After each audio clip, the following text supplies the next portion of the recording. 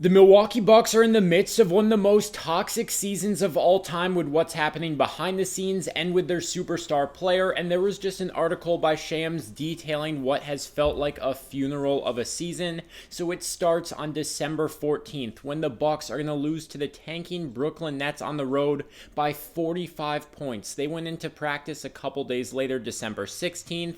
Players weren't really showing much effort and urgency, and Bobby Portis snapped on them. He said, "This is why we suck. We carry ourselves like everything is fine, and we have no effing urgency. We just lost by 45. Everybody's body language is terrible. No one is listening to coaches." And then you skip ahead a few weeks to January 13th. Giannis is returning from injury. Fans were booing as they lost by 33 points at home to the Timberwolves without Ant and Rudy Gobert, and Giannis booed them back, and one team source said it feels like a funeral. That game seemed like the dagger. But then when they were in play-in contention on March 1st, they're going to lose to the Chicago Bulls after they traded everyone at the trade deadline by 23 points. And Doc Rivers, post-game in a meeting, told the team to look up his resume, and he said, "I took teams to the playoffs and to the championship that weren't supposed to. I thought this was one of them." He then showed clips singling out Kyle Kuzma's mistakes in recent games, and then Kuzma, for the first time in his career, had a DNP coach's decision the next night against the Celtics,